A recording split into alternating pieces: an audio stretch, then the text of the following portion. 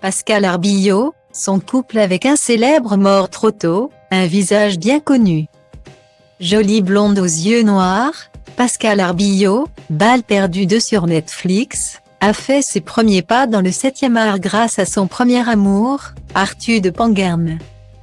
Muse du réalisateur, il lui propose de nombreux courts-métrages notamment dans son premier film Grégoire Moulin contre l'humanité en 2001. Dans ce film, la comédienne incarne Odile Bonheur, une jeune femme qui change la vie d'un homme pourchassé par la malchance, jouée par Arthur. Décédé tragiquement le 14 mai 2013 à Paris 18e alors qu'il était âgé de seulement 56 ans.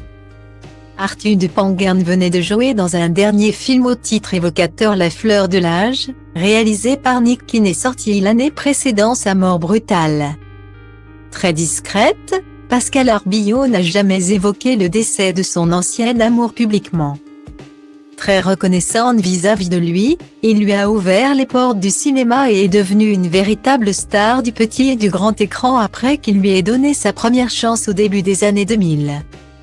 Par la suite, elle a d'ailleurs joué dans différents triomphes du cinéma français, Le fabuleux destin d'Amélie Poulain de Jean-Pierre Jeunet en 2000.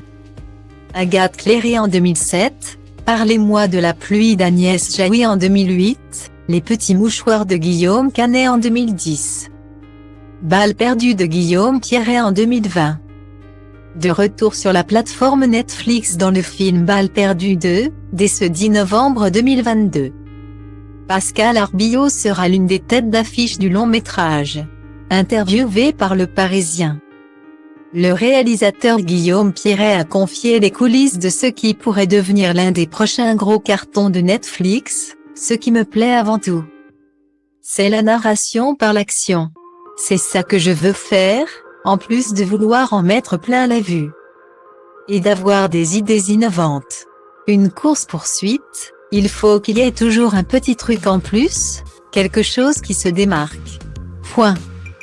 Pour rappel, près de 37 millions de comptes avaient cliqué sur le premier film Balle perdue rien que durant les 28 premiers jours de diffusion. Selon Netflix.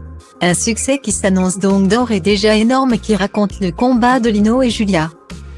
Bien déterminés à retrouver les assassins de leur frère et mentor Chara.